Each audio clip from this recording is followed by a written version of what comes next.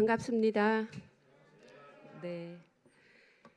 여러분들 오늘 무엇을 기대하고 오셨는지 자기 자신한테 한번 물어봐 주셔요. 나는 이 시간을 통해서 무엇을 기대할까? 무슨 얘기를 하고 싶을까? 또는 무슨 이야기를 듣고 싶을까? 자기 자신한테 한번 물어보시면 누가 대답할까요? 누가?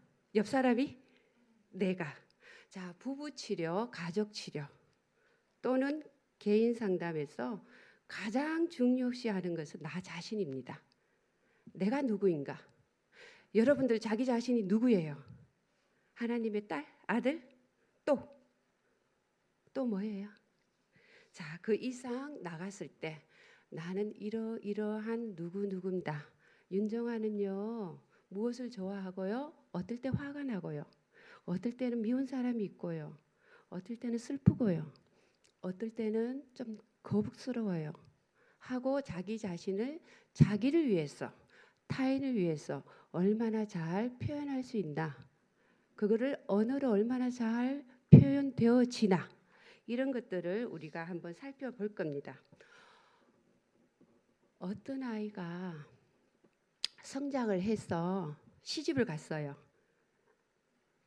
시집을 가서 남편이 이번에 추도 예배 하기로 작정하고 결혼을 했지만 우리 집안은 대대로 천주교식으로 해왔기 때문에 그냥 처음이니까 당신이 새댁이니까 우리 집안 어른들이 원하는 대로 한 번만 해주면 어떨까?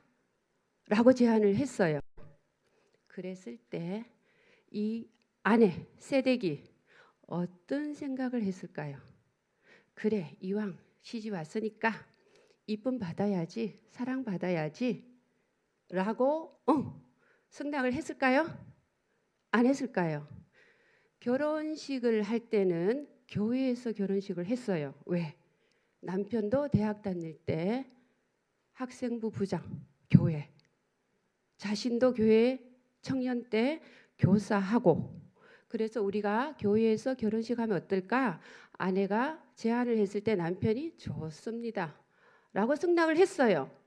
그리고 결혼하고 3개월 만에 어른들 제사가 왔대요.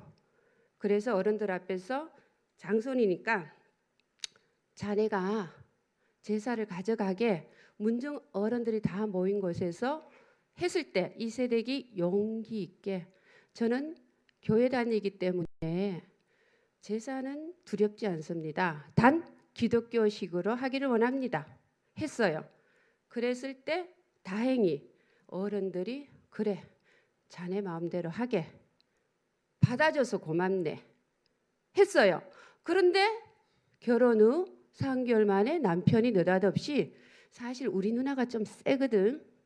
우리 형제들이 좀 세거든. 그래서 집안이 천주교식으로 했는데 그냥 천주교식으로 좀 하다가 살살 좀 얘기해서 바꾸면 어떨까? 라고 제안을 한 거예요. 그 다음 이 새댁이 말없이 눈물을 흘리기 시작했어요. 남편은 출근하고 자기는 낮에 기도도 안 되고 어떡하지? 뭘 어떻게 해야 되지? 아무것도 막막해서 몰라요. 뭐 한 10년 살아봤으면 알겠는데 그렇게 고민을 하다가 남편한테 조용히 물어봤어요. 우리가 교회식으로 하자 했잖아.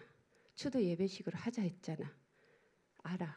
하지만 내가 우리 집안 식구들 감당이 안 돼. 어른들한테 허락받은 건 어쩌고. 그거는 그래도 한 달이 건너였고 실질적으로 올 사람들은 우리 형제들이 좀 세단 말이야. 밤마다 울기 시작했어요. 대들지는 안 하고. 그러다가 바로 전날 남편의 자는 모습을 보면서 본인이 고민에 빠졌어요. 당장 내일이면 제사 음식을 준비할 것인가? 기독교식으로 그냥 사람 먹는 음식을 준비할 것인가? 고민을 하다가 잠시 잠이 들었어요. 비몽사몽간에 어떠한 사건이 일어났어요. 하얀 소복을 입은 아줌마인지 아가씨인지 좀 젊어 보이는 아줌마가 이세댁을 찾아왔어요. 내가 그동안 너무나 제사밥을 맛있게 먹었는데 원래는 너 때문에 못 먹을 것 같네. 내가 너를 오늘 데려가야겠다.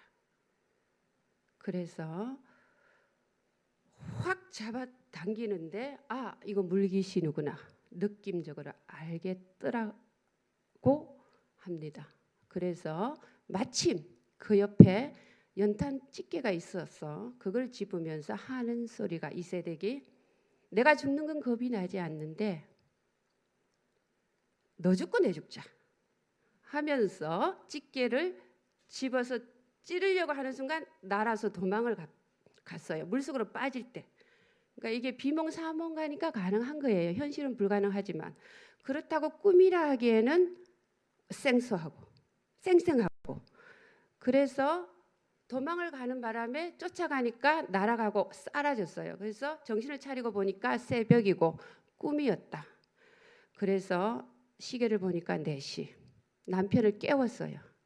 혹시 이분 제사, 아버님 제사 물에서 빠져 돌아가셨냐? 사건을 모르거든요.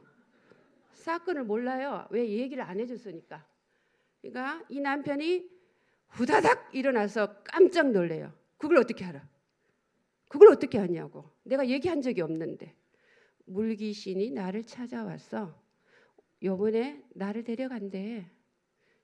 그래, 제사식으로 하셔요. 대신에 호라비로 사셔요.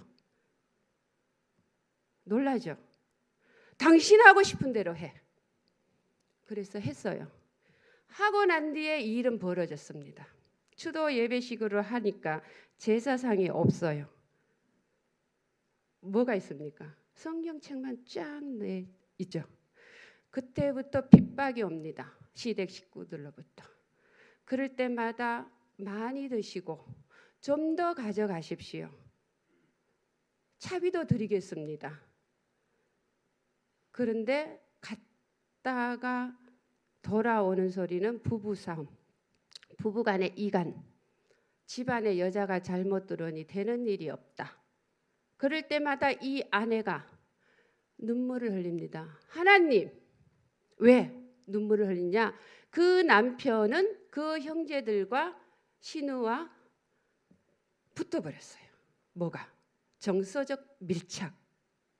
그래서 형제들이 워낙 세고 또 끈끈한 정이 많아서 아내의 말보다 형제들의 말이 귀에 크게 들려고 그들의 마음 아픈 게 더 많이 다가왔어요. 그러니까 아내가 힘들어하고 이럴 수는 없다. 내가 뭘 잘못했기에 집안에 내가 왜 잘못 들어왔냐? 뭘 잘못했기에 용돈을 많이 주니 적게 주니? 우리가 한번 둘이 얘기 좀 해보자.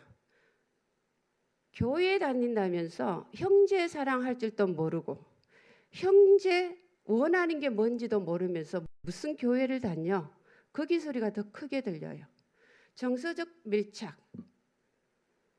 아, 이게 뭐냐? 결혼을 아내하고 한 게 아니라 시댁 식구와 했구나. 이 사람은 정서적으로 남편은 결혼을 한 게 아니에요. 여러분들은 언제 결혼하셨어요? 언제 결혼하셨어요? 지금 한 가정에서 부부가 살면서 정말 내가 내 아내와 내 남편과 결혼했습니까? 아니면 몸만 같이 살고 정서적 이혼을 한 상태인지 또는 정서적 결혼을 한 상태인지 한번 돌아보면 어떨까요? 이 아내는 그때부터 내 얘기를 아무리 해도 시작부터 여자가 잘못 들어오더니 내 부모 사진도 안 내놓고 제사상도 안 내놓더니 하는 일마다 마음에 안 드네. 시시콜콜 아침 저녁으로 전화해서 괴롭히기 시작할 때 남편은 네가 알아서 해결해야지. 그것까지 내가 어떻게 해? 일하는 사람 피곤하게 하면 안 되지. 그러고도 교회 다니냐? 이제 무기가 교회예요. 신앙인이에요. 그런데 이 아내는 왜 아무 말을 하지 않을까? 그리고 밤마다 화장실 가서 울기 시작합니다. 하나님, 나 좀 데려가세요. 왜 내가 이 집에 와서 사랑은 못 받을지언정 핍박을 받습니까? 내가 잘못한 거 아무리 꼽아봐도 한 개도 떠오르는 게 없어요. 용돈 달란 대로 주고, 그래, 오시면 따뜻한 밥 해드리고, 그런데 이유 없이 터집을 잡아서 그냥 누나 생신 차려주고, 자영 생신 차려주고, 조카들 뭐 입학 뭐 졸업 축하하러 다니고 이렇게 다 해줬어요. 즐겁지는 않겠죠? 처음부터 그런 일을 당했으니까. 그럼에도 불구하고 남편은 머리니까 라는 나름대로의 왜곡된 신념의 신앙을 갖고 자기의 신앙생활에서 오로지 할 수 있는 것은 밤마다 울면서 하나님 나 좀 데려가세요. 그런 지가 20년. 어느 날 꿈을 꿨어요. 초등학교 1학년 여자아이가 방에서 남자아이와 놀고 있는데 남자아이가 내장을 긁으면서 괴롭히면서 즐겁다고 놀고 있어요. 여자아이의 내장을. 쌀을 파고 뼈를 깎으면서. 그런데 성인, 여자, 어른, 엄마 정도 되는 사람이 문을 열고 니네들 잘 놀고 있지? 하고 열어봤을 때 이 여자아이가 이 어른을 쳐다보는 눈빛에서 흐르는 게 있어요. 피눈물. 이 여자아이가 흐르는 눈에서 피눈물을 흘리고 이 남자아이는 그때 이 여자아이의 등 뒤에 숨어서 쿡쿡 찔러요. 너 일러 바치면 알지? 일러 바치지 마. 그런데 이 여자아이가 내 살을 파고 뼈를 깎고 내장을 후벼 파는 이 애 때문에 나 힘들어요. 괴로워요. 이 말을 못해요. 왜? 이 남자아이가 혼날까 봐. 그냥 쳐다보고 나 좀 도와주세요. 근데 이 어른은 잘 노나 보다 아무 소리 안 하니까 문을 닫고 나가면서 꿈에서 깨웠어요. 그 사람이 누구냐? 20년 세월을 그렇게 살아온 그 여성이 그 꿈을 꿨어요. 이게 뭘까? 상담에서 분석이 이루어졌습니다. 초등학교 1학년 때 이 여성은 큰 집으로 보내졌어요. 큰 집으로 왜 보내졌냐? 부모님이 생계가 어려워서 동생이 넷이 있으니까 그냥 학교 왔다 갔다 하는 거 못 돌봐주니까 큰 집에는 할머니도 계시고 또 뭐 또래 언니 오빠들도 있으니까 거기서 우선 학교 다니고 동생들과 우리는 좀 집안을 일으켜야 되겠다. 그리고 보내졌을 때 이 여자아이는 아무 소리 못하죠. 그래서 초등학교 입학을 했습니다. 큰 집 생활이 특별히 이 아이를 괴롭히지는 않아요. 그런데 큰어머니와 할머니가 늘 신경전을 벌려요. 맏며느리와 시어머니의 신경전. 거기다가 우유부단한 큰아버지. 거기다가 좀 강한 언니 오빠들. 거기도 오남매. 언니 오빠들 틈에서 내가 여기서 어떻게 버틸까? 그래. 말없이 조용히 그냥 있는 듯 없는 듯 살자. 그래야 불똥이 나한테 안 떨어지지. 남편이 신우와 형제들이 그렇게 괴롭혀도 말없이 해주자. 20년 세월을 보낸 후 꾼 꿈이에요. 그거를 발견했어요. 그런데 피눈물은 뭐냐? 그 남자아이는 뭐냐? 이 여자아이가 초등학교 입학을 하면 오늘 선생님이 어쩌고요? 오늘 친구가 또는 짝이 오늘 국어 몇 점? 이 얘기를 아무한테도 할 사람이 없더라. 내 엄마 내 아빠가 아니고 내 언니 오빠가 아니니까 혼자 묵묵히 그냥 학교 갔다가 돌아오고 집에는 그냥 자기들끼리 열심히 바쁘고 그러면 그래 내가 말없이 지내기로 한 나의 역할자를 담당한 남성승이 그렇게 지시를 내린 거예요. 그냥 조용히 말없이 네 역할만 잘해. 너는 죽은 듯이 소리 없이 살아. 너의 감정, 정서, 본질, 존재감은 그냥 죽은 듯이 살아. 나의 결혼 생활이 죽은 듯이 살면서 나를 뼈를 깔고 살을 파고 내장을 긁을 만큼 힘든 시집살이도 아닌 시집살이를 내가 선택한 내 결정이었네? 라는 것이 분석이 되었어요.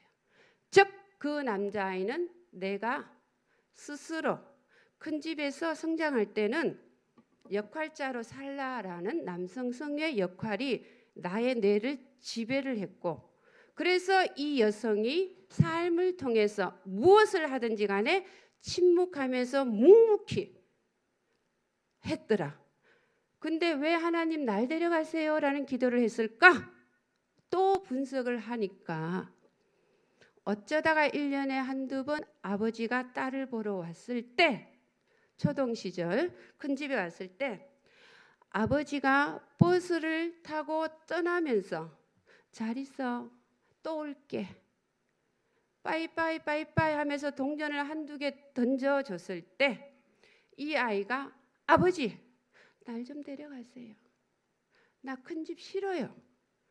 외쳐도 버스 뒷 연기 소리밖에 없더라. 이 아이가 기도를 할 때 하나님 나 좀 데려가세요. 내가 힘들 때 어려울 때 외치는 하나님과의 대화가 결국은 아버지한테 하는 소리였더라. 그래서 우리가 누구를 향해서 투사를 할 때 하나님께 기도할 때 그렇구나. 이게 결국 저 사람의 문제가 아니라 나의 선택, 나의 삶의 양식, 내가 경험된 내 것이었구나 라고 이 여성은 알게 되면서 통곡을 합니다.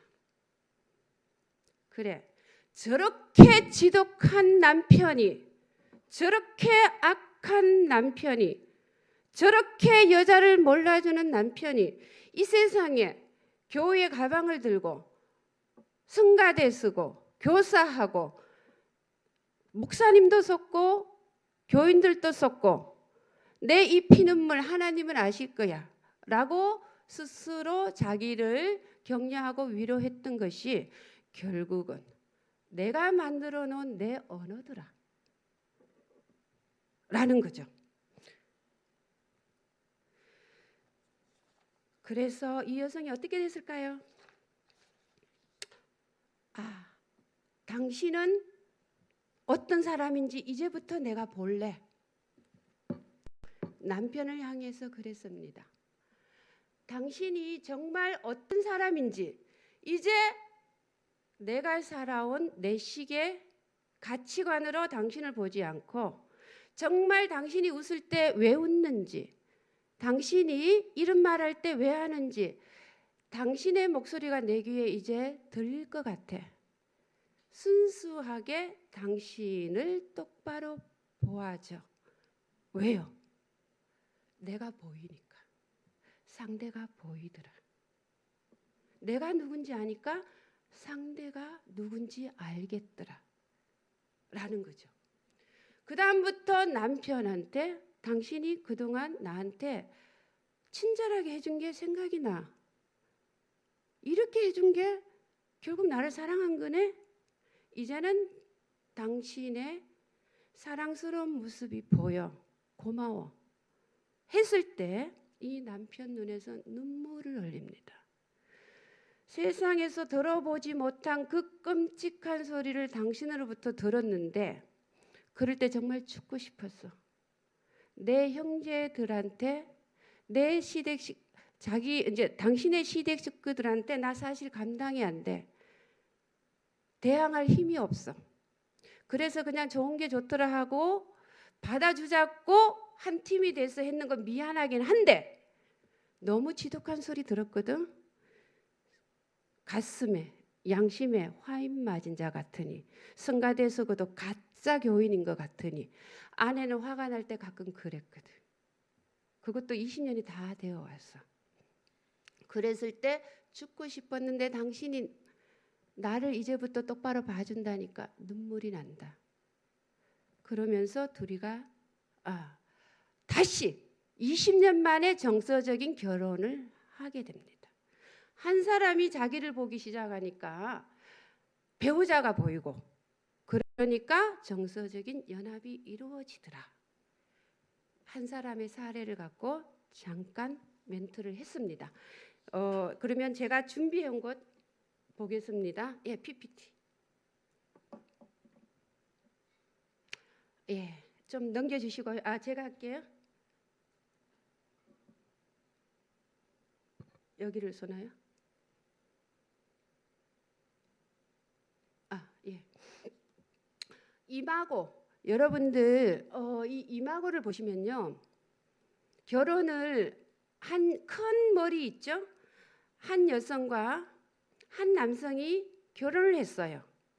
근데 실질적으로 결혼은 몇 사람이 하냐면 6사람이 했어요. 건강한 결혼이라면 아니죠. 건강하지 않았을 때 결혼의 삶을 얘기합니다. 6사람이 하더라. 누굽니까? 아내의 어머니와 아버지, 남편의 어머니와 아버지가 결혼을 했어. 우리 엄마한테 똑바로 하셔야죠. 우리 아버지한테 똑바로 안 하면 안 되거든요. 라고 결혼 신혼 한 3개월부터 아니면 1년부터 아니면 신혼여행 갔다 오자마자 이런 일들이 일어나겠죠. 그래서 결혼은 몇 사람이 하더라? 6사람이 하더라. 건강한 사람일까요? 아니더라. 건강하지 않은 사람이 이렇게 결혼을 하더라. 당신과 내가 선택한 당신, 당신이 선택한 나, 일단 두 사람이 1순위가 되어서 행복하게 사랑을 나누면서 힘들 때 함께 손을 잡고 우리가 미래를 개척해 가자 하고 결혼을 했는데 내가 감당 안 되니까 당신이 잘하면 되잖아. 우리 어머니가 원하니까 우리 아버지가 원하니까 우리 형제들이 원하니까 당신 그것 좀 해주면 안 돼? 희생? 교회 다니면서 그거 안 하면 무슨 교인이야? 비난과 질책, 존중과 배려는 온데간데 없고 이러한 결혼 생활을 하게 되더라. 그게 뭐냐? 임하고 즉 내 속에 심겨진 내가 살아온 삶의 경험들의 이미지들을 갖고 이 사람을 만나서 결혼을 한 거예요. 그 이미지에 늘 술을 마시고 폭력을 쓰면서 무책임한 아버지 밑에서 성장한 아이는 어떤 사람이 눈에 들을까요? 내 아버지와 비슷한 사람이 눈에 들어와요. 근데 그 사람이 환상으로 보일 때는 멋있어 보여요. 왜? 반대 뒤집으면 술 취한 모습만 안 보이면 힘 있잖아요. 그 환상에서 서로 만났다. 그랬더니 그것이 뭐더라? 이미지더라. 즉 상담 용어로 이마고라 한다. 그래서 자녀들한테 보여지는 부모들의 상은 아이들이 그대로 나의 상을 형성시켜 가더라. 아무리 건강한 사람 10사람 옆에 정말 다음에 우리 아버지 같은 사람 보고 싶지 않아 했던 사람 한 명이 딱 있으면 다른 사람들은 안 보여요. 내가 경험되어진 사람이 안테나로 갑니다. 이게 이마고더라. 그 사람을 만나서 사랑을 합니다. 사랑할 때는 신기하게도 환상으로 보여요. 멋있어 보여요. 근데 환상이 깨어나는 순간 뭐야? 내가 그렇게 도망 다녔던 우리 아버지잖아. 그랬을 때 신기하게도 이 이마고는 가장 치명적인 곳을 아주 정확하게 잘 찌르는 배우자가 되더라. 그러니 다른 사람한테는 아무 문제 없거든요. 이 사람한테만 화가 나요. 이런 말이 정확하게 나오더라. 이해가시죠?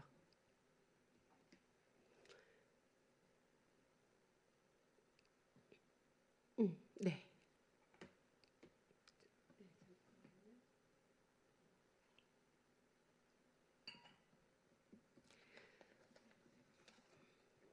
이 아버지와 어머니로부터 또는 요즘은 시대가 바뀌어서 양육자라고 그럽니다.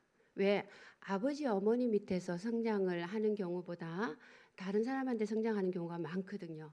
그런데 일단 제가 어머니 아버지라는 용어를 가지고 갈게요. 다들 어머니 아버지에 대한 기본적인 유전적인 또한 환경적인 또 배경적인 모든 것들을 다 그리워하고 또 그게 없으면 안 되거든요. 그래서 기본적인 거를 먼저 가겠습니다. 상처받은 나가 있어요. 이 상처받은 나는 여러분들 성장하면서 상처 안 받은 사람 있으면 손 들어보세요. 네, 고맙습니다. 여기는 다 건강하시네요. 상처받은 성장하면서 상처 안 받은 사람은 사실 없어요. 근데 이 상처받은 내가 얼마나 그것을 내 부모가 잘 받아줬느냐 또는 나를 얼마나 잘 표현했느냐 해서 트라우마가 안 되면 되는데 대부분 대화가 안 되는 가정에서 성장한 사람은 그 상처를 안고 삽니다. 그래서 배우자를 만날 때 가장 약한 곳을 제일 잘 찌른다는 얘기는 상처받은 아버지로부터 상처받은 어머니로부터 상처받은 나를 정확하게 찌를 수밖에 없어요. 왜? 내 아버지를 만났으니까. 내 어머니를 만났으니까. 정확하게 찌르잖아요. 저 알코올 중독에 빠져서 늘 어머니를 폭력하던 그 아버지한테 어떤 마음이 있었을까요? 어떤 마음이 있었을까요? 분노. 그죠? 무책임함에 대한 원망. 근데 그러한 분노와 원망을 정확하게 배우자가 찌릅니다. 그런데 더 재밌는 것은 이 이마고에서 하이라이트. 반면에 이러한 것을 교육을 받든가 또는 깨달았을 때 가장 정확하게 그 상처 난 것을 치료할 수 있는 자가 배우자더라. 그래서 아무리 내가 힘들고 어려워도 내 배우자만 만나면 그냥 편안해요. 모든 게 다 가시는 것 같아요. 그냥 새 힘을 얻어요. 하는 사람은 내 배우자가 그걸 가장 잘해주기 때문에. 그래서 찌르는 사람일까? 치료해주는 사람일까? 우리 부부 관계는. 한번 들여다보면 좋다는 거죠. 가장 많이 부부싸움을 하는 팀들은 가장 잘 도와줄 수 있습니다. 너무 정확하게 잘 알기 때문에. 근데 도와주려니 내가 상처투성이고 내가 피눈물을 흘리는 자기 때문에 힘이 없어요. 그래서 상처를 치유받고 에너지를 받았을 때 품어주고 위로해주고 칭찬해주고 인정해주고 해줄 수 있다는 거죠. 여러분들의 상처는 뭘까요? 한번 지금 돌아보셔요. 나의 상처는 뭘까?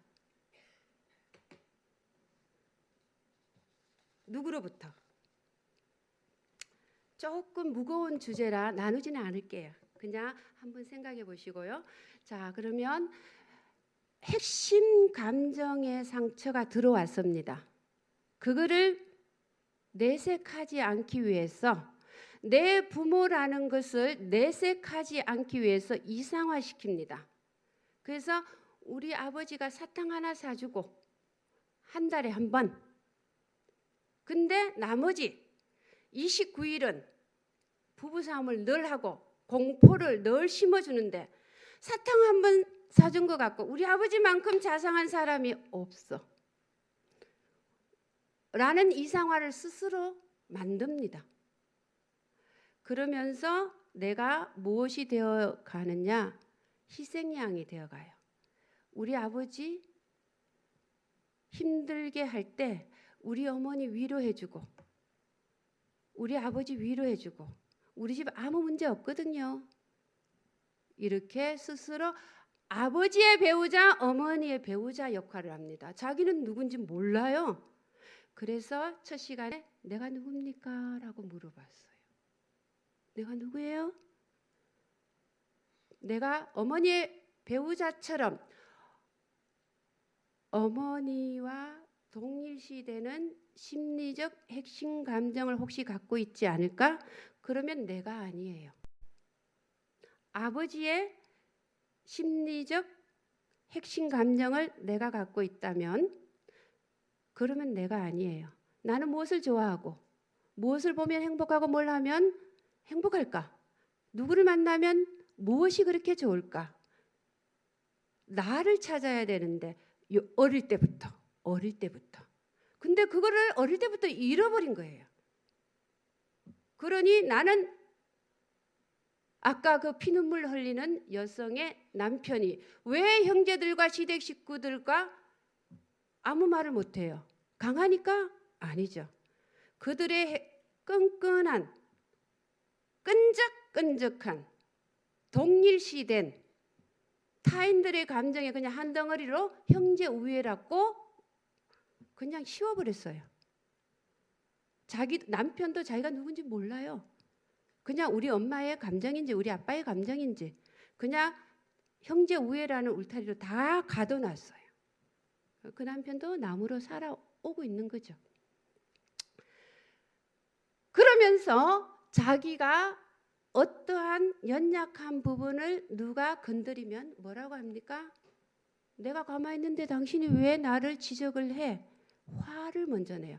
아, 이거는 저 사람이 화를 낼만 하겠다. 아니, 저 사람이 화를 잘못 냈네. 내가 이것은 왜 이래서 이렇게 했다라고 표현을 해야겠다. 이게 안 되는 거예요. 그냥 훅 화내면서 대화 자체, 의사소통 자체가 없어요. 그 상호작용이 안 되는 거죠. 그냥 소리만 질러대든가 아니면 숨어버리든가 단절로 가는 거죠. 그 다음 육신적으로는 힘이 생겨요. 내 혼자 뭐 돈 쓸 수 있다. 초등학생 때부터 게임으로 가든가 중독으로 가든가 도박으로 가든가 그렇게 건강하지 않은 방법으로 자기 자신을 위로하기 시작합니다. 그래 놓고 남편이요. 잘 못해서 밖에 나왔어요. 아내가 좀 그렇네요. 그래서 그냥 내가 중독에 빠질 수밖에 없어요. 라고 이야기를 합니다. 결코 자기 탓은 안 해요. 할 수 있으면 자기를 받게요. 자기를 봤으면 투사하지는 않거든요. 그러한 삶을 살게 된 사람들의 얘기입니다. 여기 계신 분은 다 건강하시니까. 네. 그래서 요즘 게임 중독이 많죠. 우리 아이들이나 어른들 생각보다 어른들도 많아요. 상담에 올 때 보면 어른들도 꽤 많아요. 특히 젊은 부부들이 퇴근하고 오면 그렇게 재미있게 살 줄 알았더니 신혼 때부터 휴대폰 게임, 컴퓨터 게임 그렇게 게임에 빠져요. 근데 애들은 더 심각하고. 그래서 이 중독은 결국은 상호 중독을 낳아요. 그래서 어떤 사람은 우리 어머니한테 당신이 잘못했으니까 남편의 말입니다. 내가 외도할 수밖에 없었어.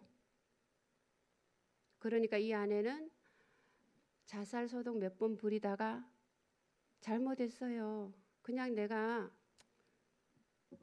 그냥 살래요. 나 혼자는 못 살아요. 의존 중독 들어갑니다. 그래서 이 밑에 자녀들은 어떻게 될까요? 여러분들 이 밑에 자녀들 한번 보셔요. 영웅이 되기도 하고요. 희생자가 되기도 하고 부모의 부모가 되기도 해요.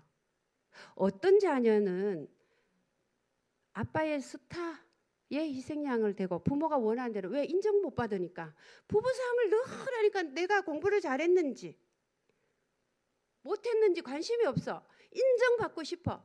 아빠의 딸랑이가 됩니다. 나 좀 바라봐 주세요. 아빠 오늘 넥타이 멋있어요. 엄마 대신에 자기가 합니다. 그런 식으로. 그러면서 자기를 잃어가고 또 돌아다닙니다. 여러분들 한번 자녀에서 내가 혹시 해당되는 거 있는가 한번 보세요. 제가 다 읽지는 않을게요.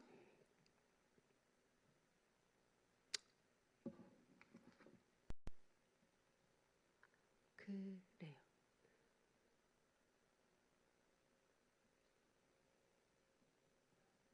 해당이 전혀 없으신 분도 계시죠?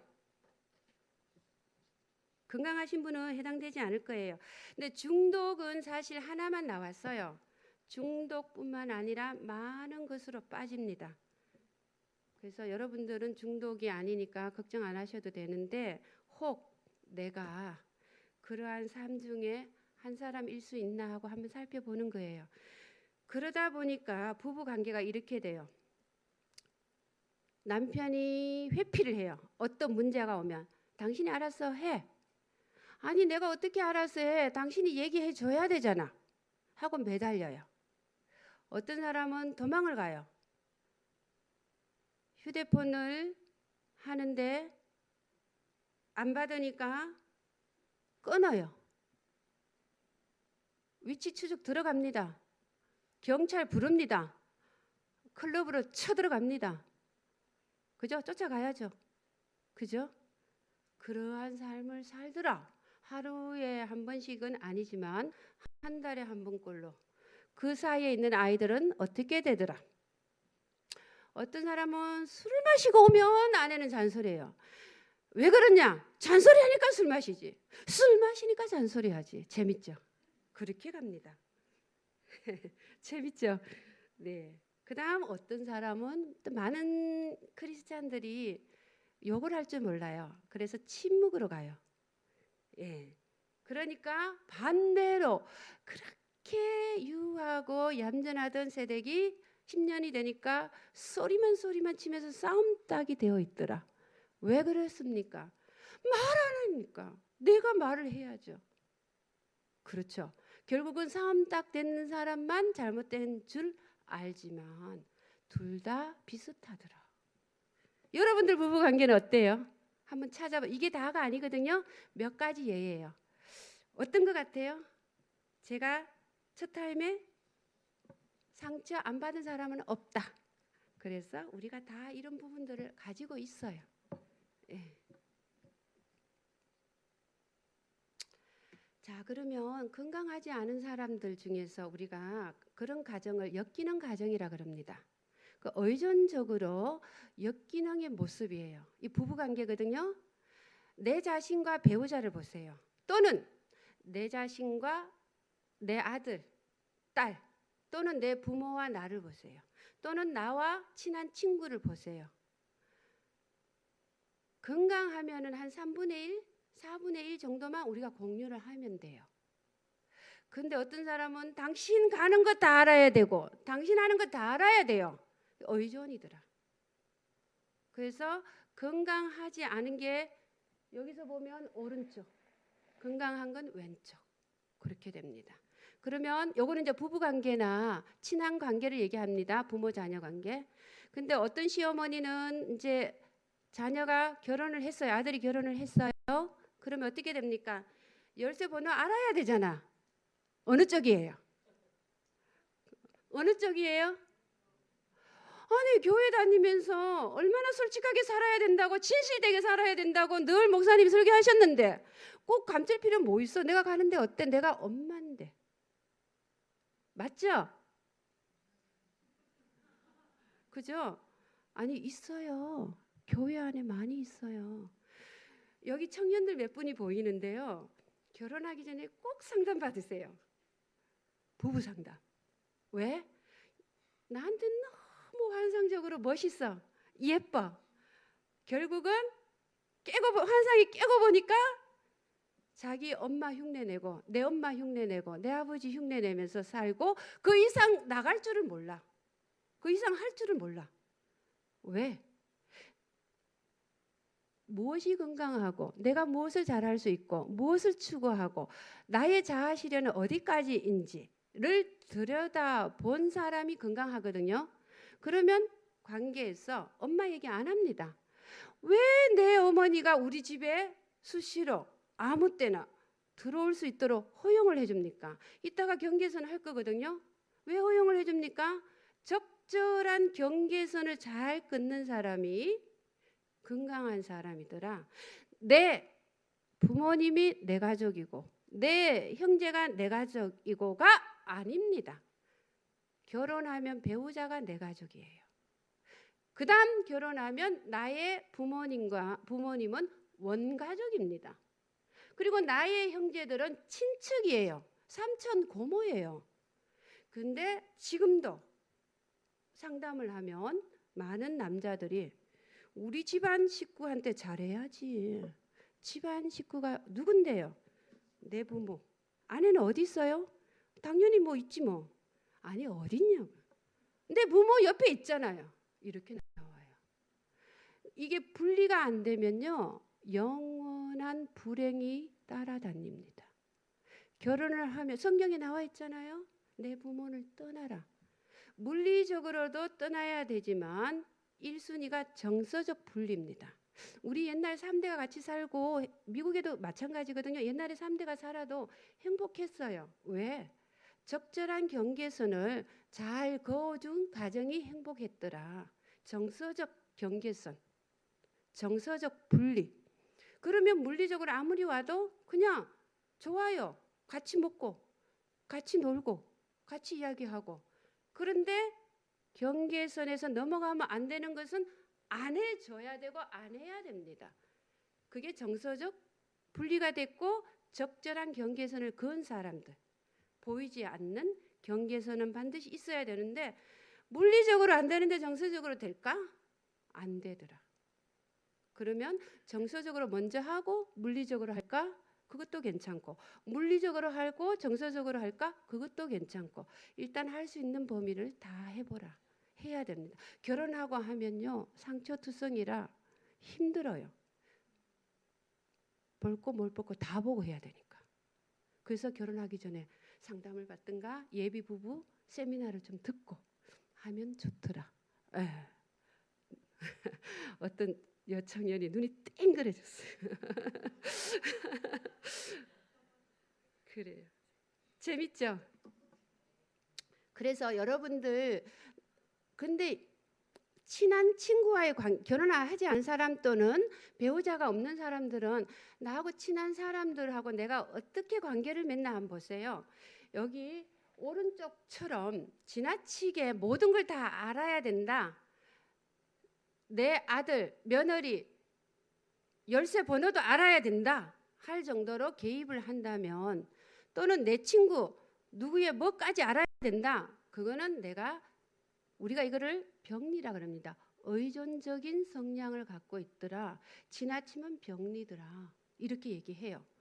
적절하게 우리 부부가 앞으로 교육관을 어떻게 갈 것이고 또 우리가 경제적인 거는 어떻게 공유하고 우리 미래는 어디까지 어떻게 가고 적절한 공유와 나머지는 당신 모습 생긴 대로 나는 존중해주고 당신 원하는 대로 그냥 인정해줄래요. 모르면 또는 못하면 그냥 그 모습 그대로 당신 편한 대로 사세요 하고 존중을 해줘야 됩니다. 배우자끼리의 존중이 굉장히 안 되거든요. 내가 원하면 해야지. 그렇게 얘기를 해요. 그래서 존중과 허용을 굉장히 여러분들 배우자끼리 가족관계끼리 중요시해야 되는데 가장 가까운 사람한테 이거를 못해요. 존중과 허용을. 그래서 서로가 표현을 안 하되 가슴은 아파하면서 살더라. 그렇게 되죠. 그래서 경계선 나왔어요. 튼튼한 자아 경계선은 문고리가 안에 있어요. 그래서 내가 열고 싶으면 열고 내가 피곤하면 그냥 쉬고 타인이 쳐들어오지 못하게 내가 잠그고 싶으면 잠그고 내가 누구를 만나면 뭐는 괜찮아. 근데 왜 에너지가 뺏긴지 몰라. 왜 자꾸 험담을 하는지 내가 귀찮아. 근데 너무 힘들어. 근데 내일 또 만나야 되니까 내일 또 약속 전화를 또 올 것 같아. 괴로워. 이런 얘기를 혼자서 합니다. 왜 괴롭습니까? 내가 저 사람을 만나서 에너지가 빼앗긴다. 돈이 이상하게 쓴다. 가정 경제에 문제가 왔다. 그러면 차단을 시켜야죠. 문고리를 잠궈야죠. 그게 자아 경계선이죠. 그죠? 근데 자아 경계선을 못하면 문고리가 밖에 있어요. 꺼져버렸어요? 네. 문고리가 밖에 있어요. 그래서 남들이 쳐들어옵니다. 열쇠 번호 가르쳐줬으니까 쳐들어오죠. 친구 전화 오니까 튀어나가죠. 그죠? 밤이고 낮이고 친구 데려오죠. 문고리가 누구한테 있어요? 타인한테 있어요. 나한테 없어요. 또 하나 무너져 버렸어요. 문고리가 아예 없어요. 지나가는 고양이도 들락날락, 삼촌도 고모도 들락날락, 조카도 들락날락. 아이고 당신 같은 천사 이 세상에 없어요. 근데 왜 내 눈에는 피눈물이 날까요? 왜 내 눈에는 피눈물이 날까요? 당신 같은 천사는 없지. 내 고모, 내 누나, 내 형제, 내 부모가 웃고 다니는데 내가 가장 보호해야 되고 책임져야 되고 사랑해야 할 내 아내는 피눈물을 흘리게 해놓고 그거는 안 보이더라. 왜? 내가 건강하지 않으니까. 그래서 살다 보니까 삼각관계가 참 심각하더라. 어떤 삼각관계? 할아버지와 할머니가 아이고 이 레이저가 안 되네. 위에 왼쪽에 할머니 동그라미 있죠? 삼각관계 꼭지점. 그 할머니가 부부싸움을 했어요. 부부싸움을 해서 세상에 네 아빠 같은 사람이 없어. 어떻게 결혼을 했으면 돈을 벌어와야지. 허구 헛날 저렇게 술 마시고 내가 힘들어. 그 밑에 네모가 아들이거든요. 동그라미는 딸이에요. 여자예요. 아들을 붙들고 눈물을 흘립니다. 이 엄마가 아무래도 시장 나가서 장사를 해야 되나 보다. 너가 이것 좀 들어줘. 이 아들이 무슨 생각을 할까요? 어린 아들이. 아빠 내 크면은 가만 안 놔둘 거야.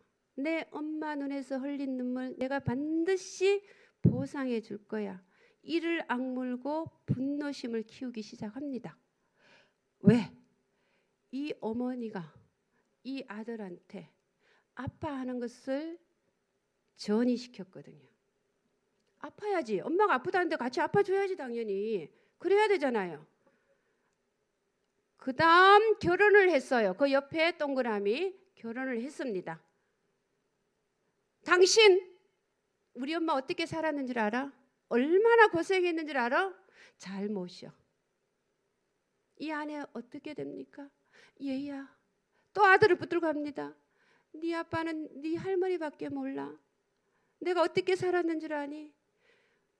그 밑에 희생양은 몇 대에서 들어갑니까? 3대에서 희생양이 생기면서 우리 이론에서 뭐라고 하느냐?